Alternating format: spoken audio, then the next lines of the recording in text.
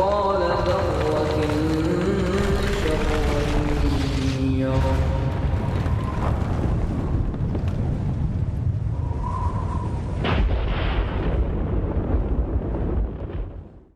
السلام علیکم ورحمۃ اللہ وبرکاتہ۔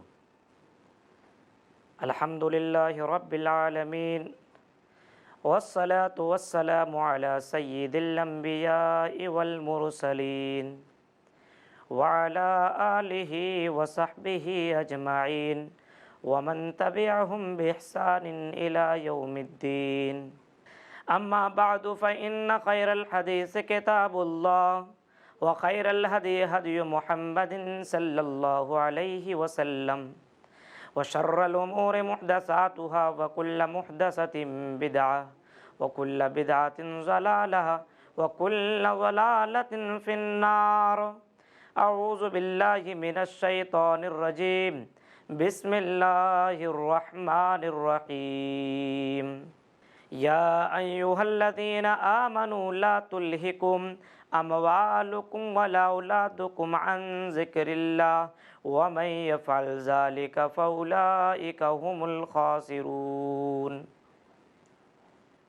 محترم ناظرین، فکر آخرت میں آپ کا پھر سے استقبال ہے۔ اس سے پہلے میں نے آپ کے بیچ میں فکر آخرت کے تعلق سے کئی باتیں رکھی ہے، اور میں اللہ رب العالمین سے دعا کرتا ہوں کہ رب العالمین مجھے آپ کے بیچ میں کتاب و سنت کی روشنی میں حق بات کہنے اور کہنے سے زیادہ ہم سب کو اس کے اوپر عمل کرنے کی توفیق عطا فرمائے، آمین۔ آپ کو میں نے بتلایا اس سے پہلے کہ قبر کا ہی تصور آنا، انسان صرف قبر کے بارے میں سوچ لے تو اس کی خوشی ختم ہو جاتی ہے۔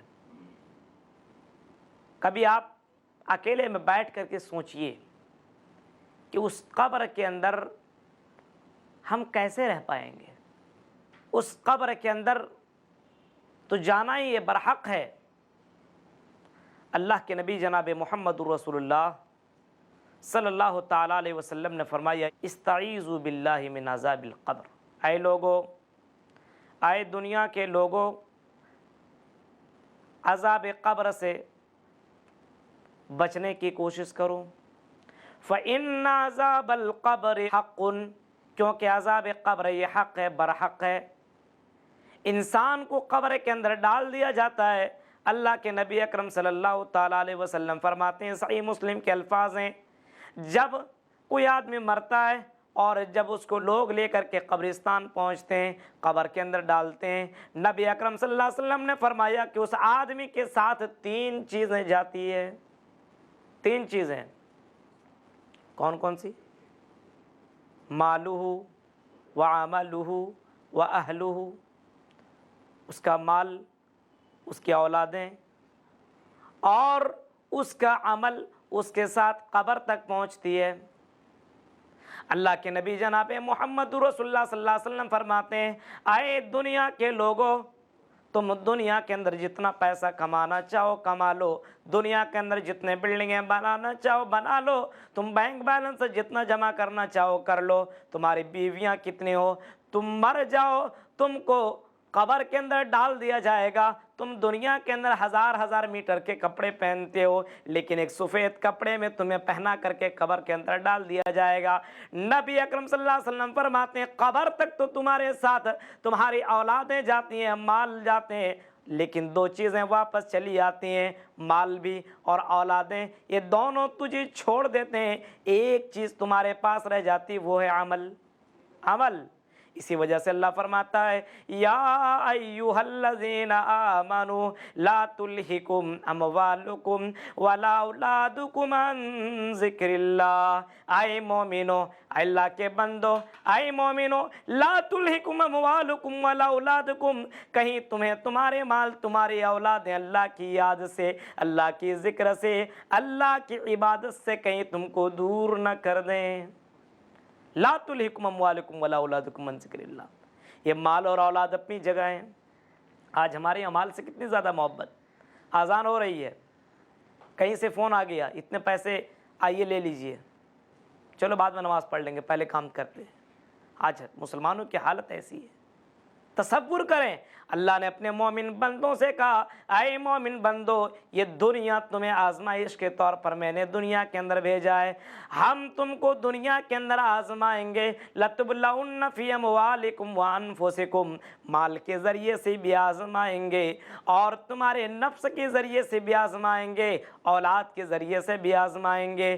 مسلمانوں ذرا تصور کرو, اللہ تبارک و تعالیٰ آزمانا چاہتا ہے اور آزماتا ہے. بندہ اس آزمائش کے اندر کامیاب ہو گیا تو پھر اس کی کامیابی کا کیا کہنا. اللہ تبارک و تعالیٰ قرآن کریم کے اندر فرماتا ہے, فَمَنْ زُحْزِحَ عَنِ النَّارِ وَأُدْخِلَ الْجَنَّةَ فَقَدْ فَازَ, جس کو جہنم سے بچا لیا گیا اور جنت کے اندر داخل کر دیا گیا, حقیقی معنوں میں کامیاب وہی شخص ہے. محترم ناظرین, ذرا تصور کریں, کامیاب کون ہے؟ آج ہماری نظروں میں کامیاب کون ہے؟ ہم اور آپ سمجھتے ہیں کہ کامیاب وہ ہے جن کے پاس پیسہ ہے. ہم اور آپ سمجھتے ہیں کامیاب وہ ہے جن کے پاس اولادیں ہیں. کامیاب وہ جن کے پاس بلڈنگوں پہ بلڈنگیں, جن کے پاس گاڑیاں ہوں.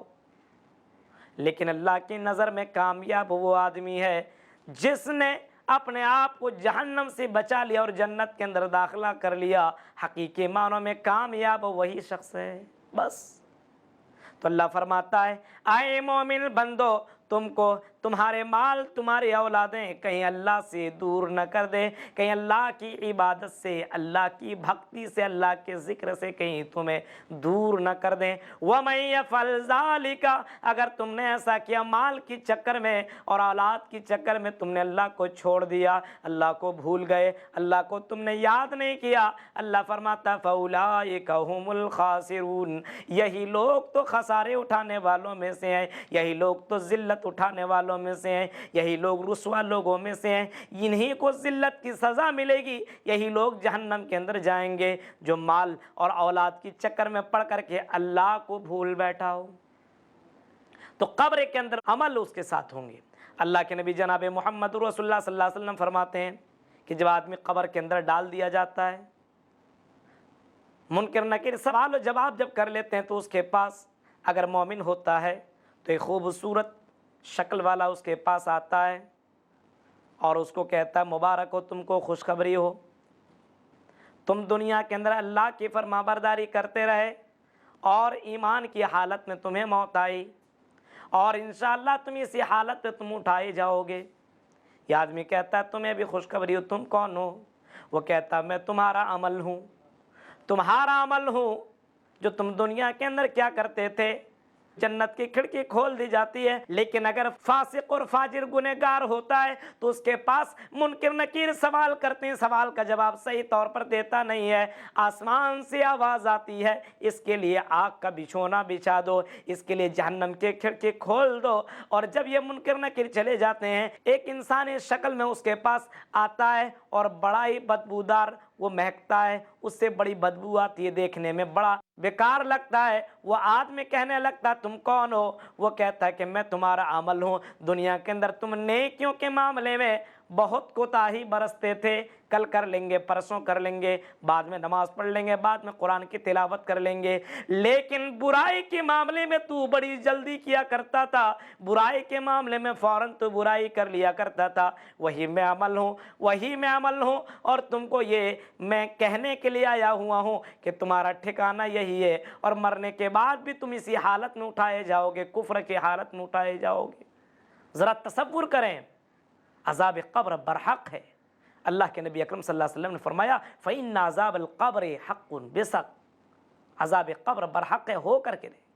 اور جو آدمی اس کے اندر جاتا ہے اور اگر حقیقی معنوں میں مومن ہے تو کامیاب, اور اگر مومن نہیں ہے تو اس کی زندگی بہت بیکار ہو جاتی ہے. اب سوال یہ پیدا ہوتا ہے کہ اگر عذاب قبر کے اندر ہوتا ہی ہے تو پھر لوگ اس کو سن کیوں نہیں پاتے ہیں؟ اللہ کے نبی صلی اللہ تعالیٰ علیہ وسلم نے فرمایا اگر مجھے اس بات کا ڈر نہ ہوتا کہ تم اپنے مردوں کو دفنانا چھوڑ دو گے تو میں اللہ سے دعا کرتا کہ اے اللہ تو ان لوگوں کو عذاب قبر سنا دے. بتائیے کون آدمی ہے جو قبر کے اندر اپنی بہن کو, بیٹی کو, ماں کو, بھائی کو داخل کر دے؟ کوئی ہے ایسا؟ اس کی ایک وجہ اور بتائی گئی. اللہ کے نبی اکرم صلی اللہ تعالیٰ علیہ وسلم نے فرمایا کہ لوگوں، میں اللہ سے دعا کرتا تو تمہیں قبر کے اندر جو سزا دی جاتی ہے اس کو تمہیں سنا دیا جاتا۔ دنیا کے اندر جتنے جانور ہیں، جنات اور انسان کو چھوڑ کر کے سب عذاب قبر کو سنتے ہیں، اگر تم سن لو تو اپنے اپنے مردوں کو گھر کے اندر رکھ لو، تم ان کو قبر کے اندر ڈالو گے نہیں۔ محترم ناظرین، ذرا تصور کریں، اللہ کے نبی اکرم صلی اللہ علیہ وسلم نے فرمایا اگر عذاب قبر کو سن لو تو مردوں کو دفنانا چھوڑ دو گے۔ کس طریقے سے عذاب دیا جاتا ہے، کتنا خطرناک عذاب دیا جاتا ہے۔ آج ہم چھوٹا سے چھوٹا عذاب یا چھوٹی سے چھوٹی تکلیف ہم برداشت نہیں کر پاتے ہیں، تو عذاب قبر کو کیسے برداشت کریں گے، کس انداز سے برداشت کریں گے؟ ہمارے پاس اتنی طاقت ہے، اتنی قوت ہے؟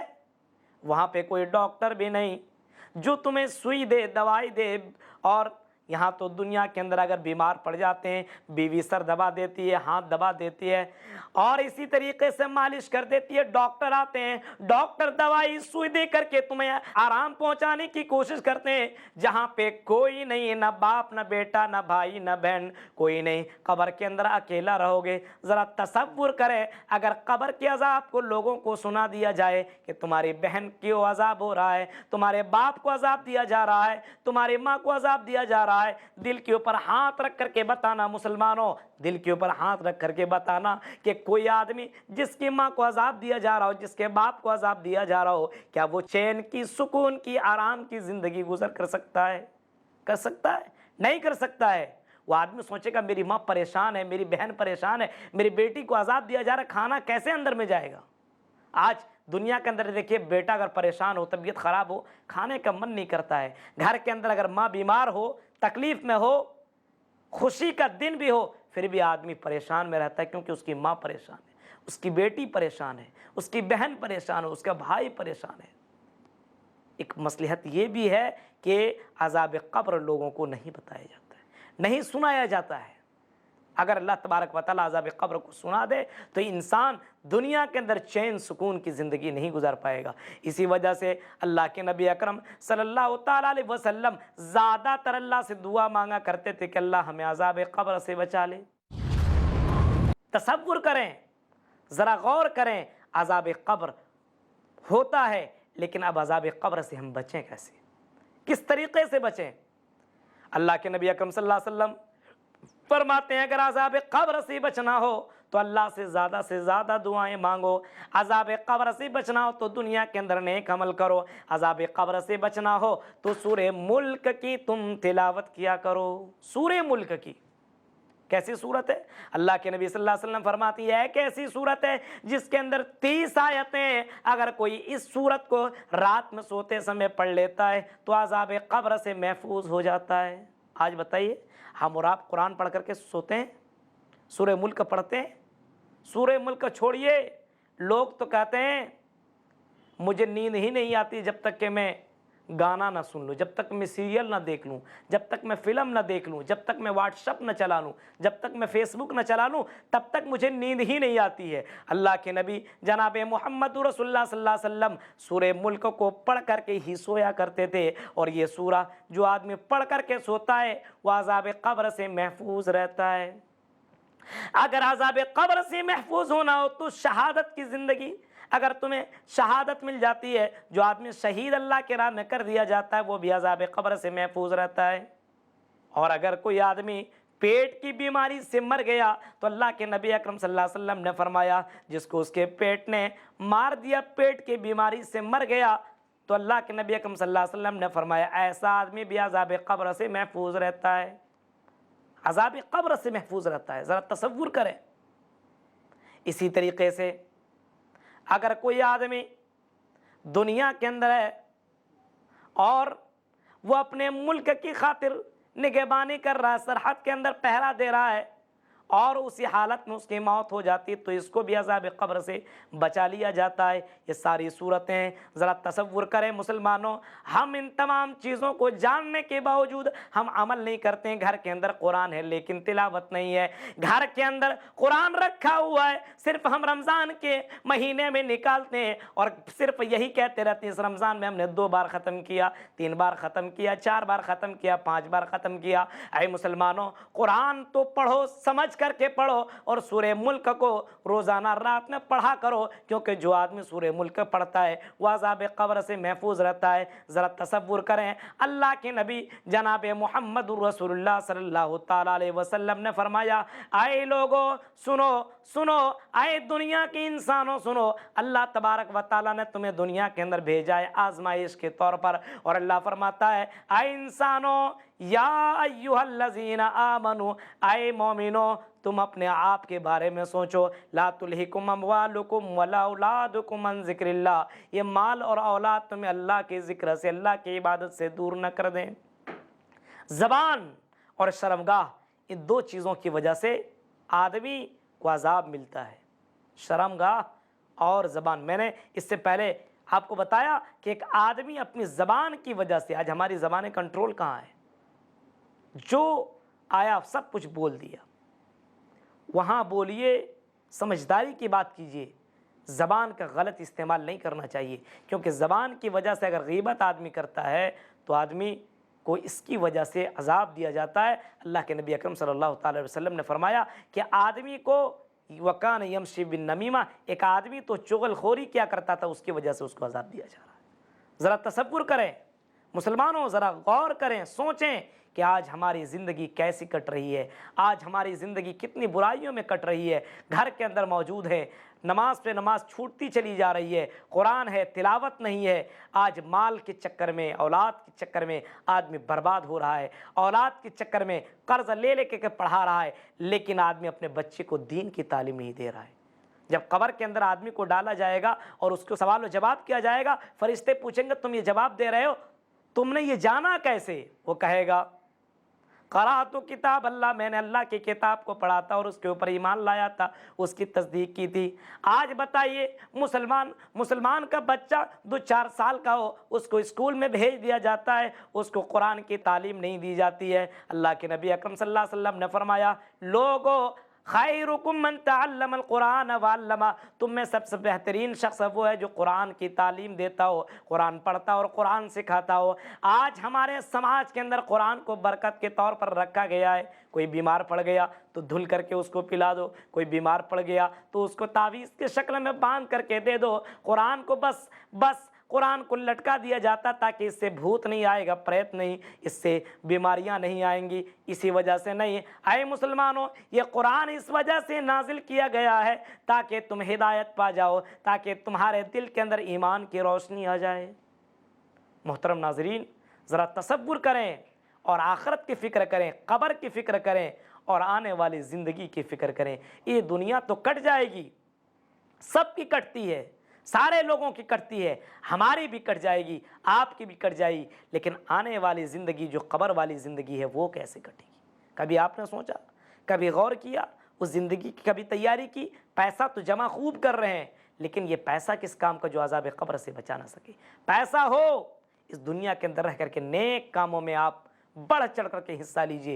اللہ فرماتا ہے وَأَنفِقُوا مِمَّا رَزَقْنَاكُم مِّن قَبْلِ، اے لوگوں اپنے مال کو اللہ کی راہ میں خرچ کر دو، موت کی آنے سے پہلے، موت کی آنے سے پہلے اللہ کی راہ میں خرچ کر دیا کرو۔ ذرا تصور کریں، اللہ رب العالمین نے قرآن کریم کے اندر فرمایا کہ حقیقی معنوں میں کامیاب وہ ہے جو دنیا کے اندر مومن ہے۔ اللہ تعالیٰ قرآن کریم کے اندر فرماتا ہے وَالْعَصْرِ إِنَّ الْإِنسَانَ لَفِي خُسْرٍ، زمانے کی قسم کھا کر کے اللہ کہہ رہا ہے، اے لوگوں ان الانسان لفی خسر، بے شک انسان گھاٹے میں، نقصان میں، خسارے میں۔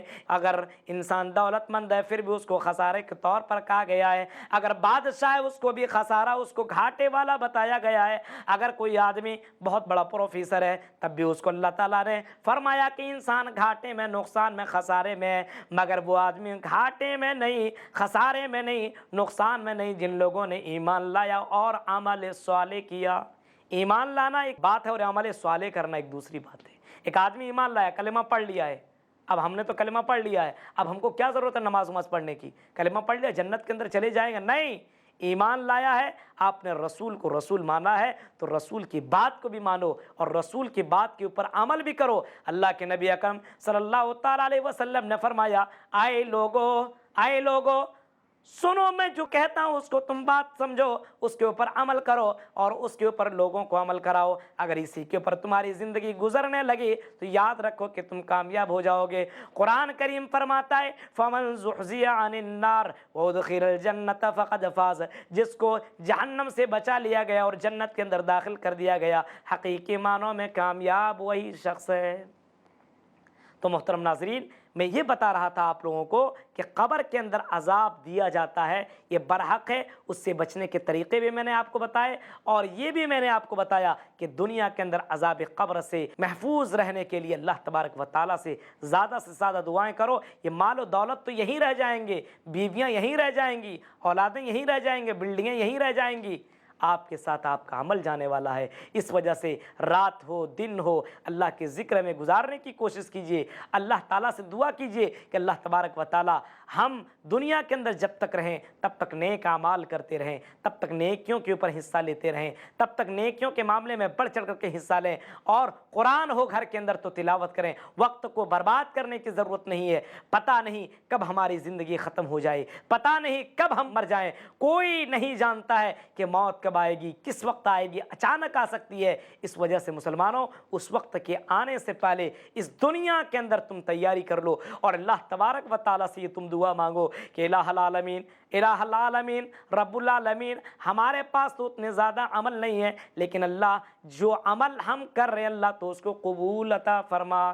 ایک آدمی عمل کرتا ہے لیکن ضروری نہیں کہ اس کے عمل کو اللہ قبول ہی کر لے۔ اسی وجہ سے انبیاء علیہ السلام کو دیکھیے کہ اگر کوئی وہ عمل کیا کرتے تھے تو عمل کے بعد اللہ سے دعا کیا کرتے تھے، ربنا تقبل منا، اے اللہ ہمارے عمل کو تو قبول عطا فرما۔ حضرت ابراہیم اور حضرت اسماعیل علیہ السلام کو ذرا دیکھیں، جب خانہ کعبہ بنا رہے تھے تو یہ دعا کرتے چلے جا رہے تھے، ربنا تقبل منا۔ انہوں نے مسجد بنائی، خانہ کعبہ بنایا، لیکن اس کے باوجود وہ لوگوں کے سامنے نہیں کہہ رہے کہ میں نے بہت بڑا کام کیا، بلکہ اللہ سے دعا مانگ رہے ہیں کہ اللہ ہمارے اس عمل کو تو قبول کر لے۔ اے مسلمانوں، ہم چھوٹی چھوٹی عبادتیں جو کرتے ہیں اس پہ فخر کرنے کی ضرورت نہیں ہے، گھمنڈ کرنے کی ضرورت نہیں ہے، اور یہ مت سمجھو کہ جنت کے اندر چلے جائیں گے۔ اللہ تعالیٰ فرماتا ہے ام حسبتم ان تدخلوا الجنہ، کیا تم یہ گمان کرتے ہو کہ جنت کے اندر اتنی آسان سے چلے جاؤ گے، اتنی آسانی سے جنت کے اندر چلے جاؤ گے؟ نہیں، جنت میں جانے کے لیے تمہیں محنت کرنی پڑے گی، عذاب قبر سے بچنے کے لیے تمہیں بہت زیادہ محنت کرنے کی ضرورت ہے اور بہت زیادہ اپنے گناہوں سے توبہ کرنے کی ضرورت ہے۔ اللہ تعالیٰ سے دعا کرے کہ اللہ، اے اللہ ہم نے جو گناہ کر لی ہے، جو ہم سے گناہ ہو گئے، خطا ہو گئی ہے، اللہ ہمارے گناہوں کو تو معاف کر دے۔ اے اللہ تو غفور الرحیم ہے، تو معاف کرنے والا ہے، تو 99 لوگ کو قتل کرنے والے کو تو نے معاف کر دیا۔ اے اللہ ہم گنہگار ہیں، خطا کار ہیں، ہم سے انجانے میں بھی غلطیاں ہو گئی ہے، جس کو تو جانتا ہے، جان بوجھ کر کے بھی ہم نے غلطیاں کہ اللہ اس کو تو جانتا ہے، ساری غلطیوں کو اللہ تو معاف کر دے۔ اور اے اللہ اس قبر کے اندر جب مجھے پہنچا تو رب العالمین ہمیں اس قبر کے اندر ہماری حفاظت عطا فرما، کیونکہ تیرے علاوہ کوئی قبر سے بچانے والا بھی نہیں ہے۔ اللہ تعالیٰ سے دعا کرتا ہوں کہ اللہ رب العالمین ہم تمام مسلمانوں کو صحیح معنوں میں اس دنیا کے اندر رہ کر کے آنے والی زندگی کی تیاری کرنے کے توفیق عطا فرما۔ محترم ناظرین، میرا وقت ہو گیا ہے، انشاءاللہ اگلے ایپیسوڈ میں آپ کے بیچ میں مزید باتیں بیان کرنے کی کوشش کروں گا۔ وقت اجازت نہیں دے رہا ہے کہ آپ کے بیچ میں اور باتیں رکھوں۔ اللہ تعالیٰ سے میں دعا کرتا ہوں کہ اللہ رب العالمین ہم سب کو صحیح معنوں میں سننے سے زیادہ، سنتے تو بہت ہیں، سننے سے زیادہ ہم سب کو عمل کرنے کی توفیق عطا فرما، کیونکہ عمل سے زندگی بنتی ہے، جنت بھی اور جہنم بھی۔ یہ خاکی اپنے فطرت میں نہ نوری ہے نہ ناری ہے۔ وآخر دعوانا ان الحمدللہ رب العالمین، والسلام علیکم ورحمۃ اللہ وبرکاتہ۔